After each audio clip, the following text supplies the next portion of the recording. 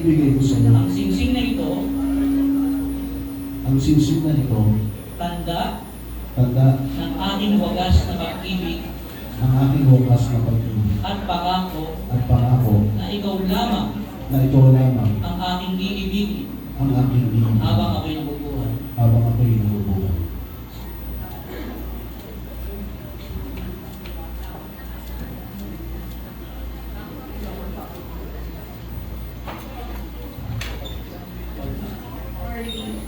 Ibinibigay ko sa iyo ang singsing na ito, tanda ng aking wagas na pag-ibig at pangako na ikaw lamang ang aking iibigin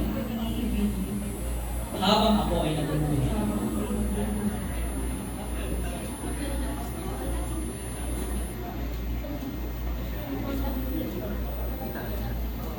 Palakpakan natin sila.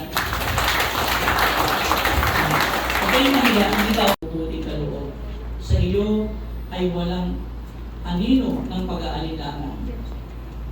Ikaw ay matapat na magbibigay ng tulong sa anumang mga kailangan. Isa pa! One more passionate.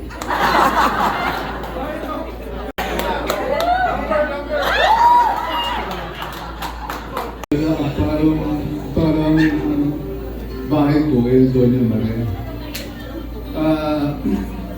Pagka ganito may kasama ako na ako umpisa para mag-witness as nilo, nakatala ko rin yung kasal ko. No? Parang binabalik yung nangyayari sa akin ng asawa.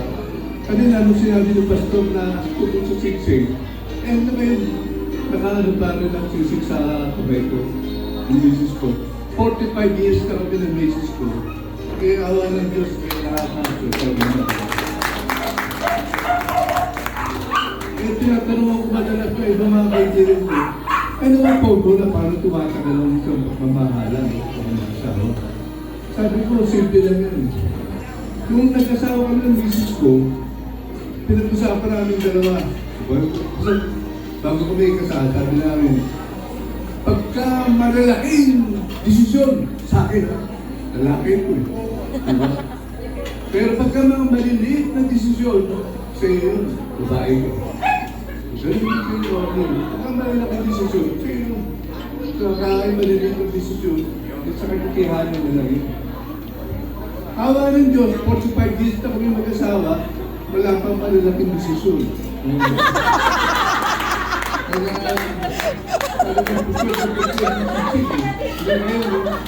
Pero dalawa na yung siksing na yan, isa sa misis ko, isa kay Jesus. Kasi pagka hindi mo gilip ka, ang Panginoon talagang magbubuwal. Medyo hindi mo timbang. Kailangan lang din nasa kita ang Panginoon. So sa inyo, Lord, sa iyo napakaganda ng araw na ito para sa inyo. At ito ay kami ang mga witness mo. Just imagine kung magdidibos kayo dalawa lang kami magpapaano kayo.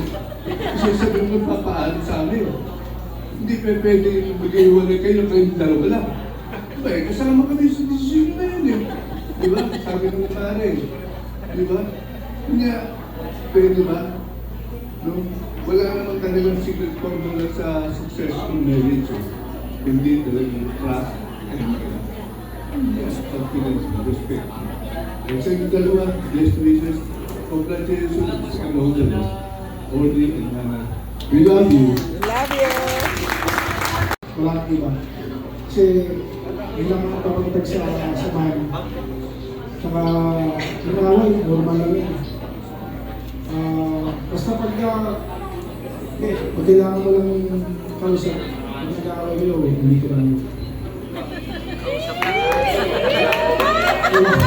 Ano sa layo?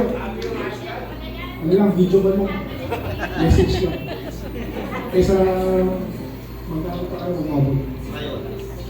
Hindi lang. Love you.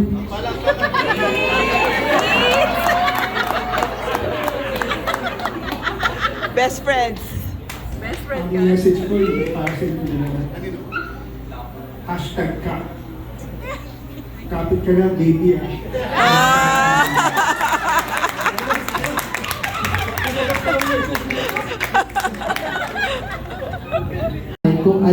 ang anyong asawa. Pwedeng kanan, pwedeng kaliwa. Itaas mo sir, itaas. Kung sino ang iyong asawa. O, bawal mo na magingay. Mrs. sa Florida.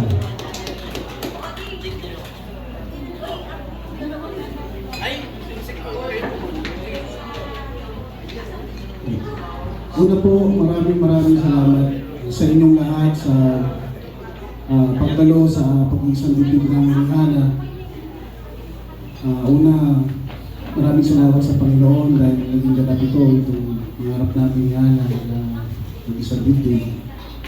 Pangalawa po, maraming mula po sa aking puso, maraming po salamat sa pamilya Ranieses ng Pantay sa pagtanggap po sa akin, sa pamilya ninyo. Asahan niyo po, hindi ko man po maipangako na hindi mapaiyak si Hana, pero pinapangako ko po magkasama po kami habang buhay. Maraming po salamat ulit. Sa pamilya Reyes sa Florida, maraming salamat sa inyo. Lalo sa Florida, medyo malayo yung pinanggalingan, pero nag-effort pa rin. Yun ang oras sa aming dalawa ni Hana. Maraming salamat sa inyo mga mahal kong kapamilya. Lahat ng suporta, lalo na sa mga ate ko.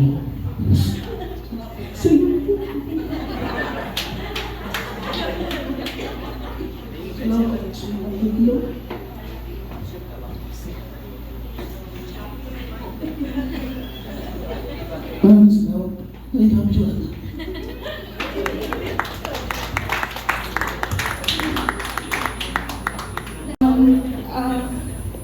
Unang-una, nagpapasalamat ako kay God. Kasi may blessing na dumating sa akin. So, yun, bibigyan kami ni Oli. Pangalawa, nagpapasalamat ako sa pamilya ko. Kasi tinanggap niya si Lord. Tinanggap niya si Lord. Salamat sa inyo kasi talaga ayaw ko nila. Kasi natatakot sila na baka pabayaan ko sila. Pero pinangako ko na hindi ko gagawin yun. Kasi naranasan namin wala kaming kaagapan kasi kami lang. Yun, salamat sa inyo. At pinapangako ko sa inyo na nandito lang ako. Hindi ko kayo mababayaan. Sumunod. Salamat din sa anak ni Orly. Kaya niya, kay Rende. Kasi ang babait na bata nila. Hindi ko naramdaman na nabastos nila ako. Yan, tatawa na po siya yan. Kung may problema ka, pwede mo akong kausapin sa abot na aking makakaya. Andito lang ako. Si Rende. Kahit medyo si Rende. Mahiyain kasi siya. So, at sa mga ating grabe, ang bait niyo po. Kakapatid talaga kayo. Salamat po sa pagtanggap sa amin. Sa pagtanggap po sa akin. Asahan niyo po na nandito lang po ako kay Oli at sa mga anak niya. Ang mahalin ko po sila. Salamat.